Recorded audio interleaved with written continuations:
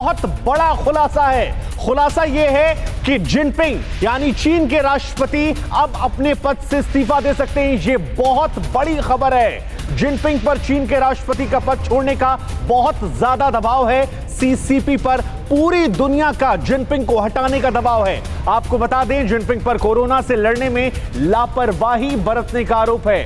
अखबार का ब्रिटेन के बड़े रक्षा अधिकारी के हवाले से यह सनसनीखेज खुलासा है। तो यह बहुत बड़ी खबर है, या कह सकते हैं कि आज के दिन की दुनिया की सबसे बड़ी खबर है। अखबार ने यूके के रक्षा उद्योग के सलाहकार निकोलस से बात के बाद यह दावा किया है। यूके आर्मी में बड़े अफसर रहे हैं निकोलस। आपको बता दें, सीसीपी और चीन में जिनपिंग के खिलाफ विद्रोह जैसे हालात हो गए हैं।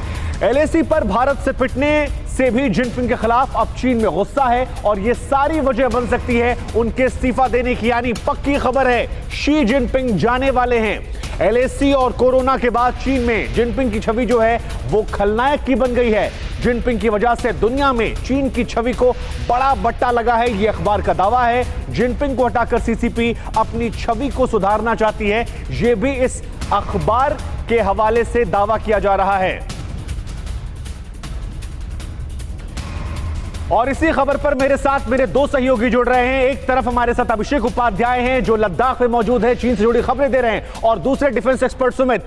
सबसे पहले मैं आपके पास आऊंगा। पहला सवाल यही कि ये बहुत बड़ी खबर आई है और ये दावा किया जा रहा है कि अब शी जिनपिंग के पास बहुत वक्त नहीं है, वो खुद इस्तीफा दे सकते हैं, जाने वाले हैं। क्या अपडेट आपके पास?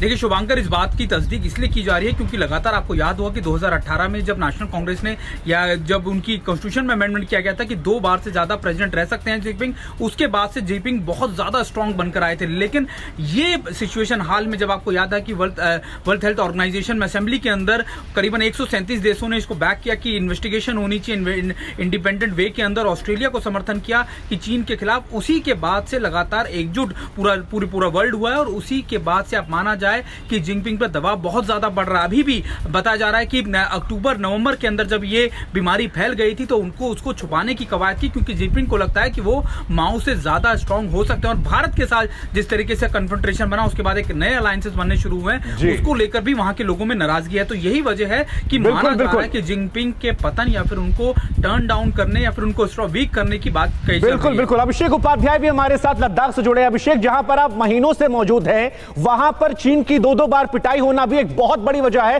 कि चीन की साख पर सवाल खड़ा हुआ है। क्या यह भी एक बड़ी वजह माना जाए, लद्दाख में जिस तरीके से पिटाई उनकी हुई बॉर्डर पर?